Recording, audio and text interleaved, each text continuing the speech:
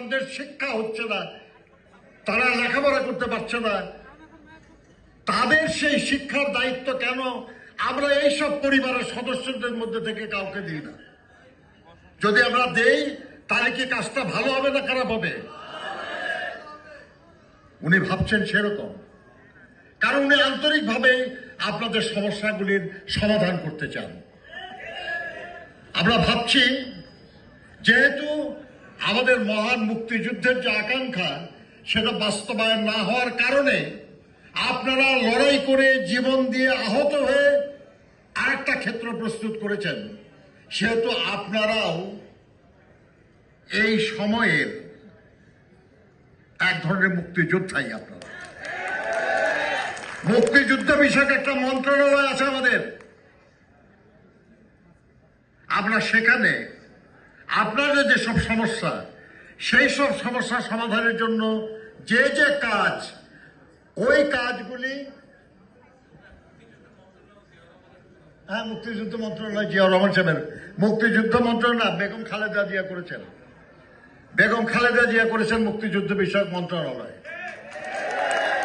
এই মন্ত্রণালয়ের এটাও দায়িত্ব হবে যে এই আমাদের 24-এর যে গণঅভ্যুত্থান, এই গণঅভ্যুত্থানে যারা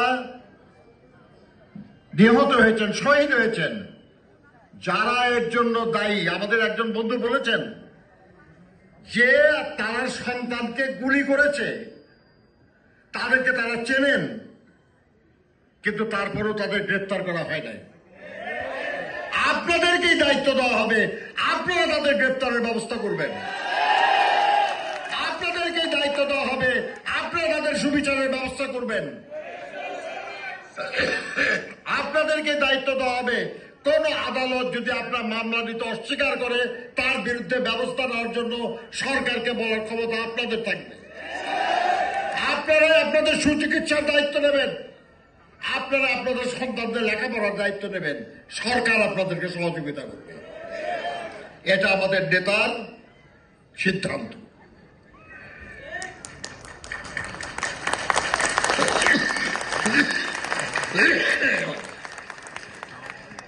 আমি বিশ্বাস করি আমরা যদি আমাদের জন্য, দেশের মানুষের জন্য, দেশের জন্য যারা জীবন দেয়, যারা আহত হয়, তাদেরকে যদি শ্রদ্ধা করতে না পারি, তাহলে ভবিষ্যতে আর কেউ দেশের জন্য, দেশের মানুষের জন্য জীবন দেবে না, আহত হবে না।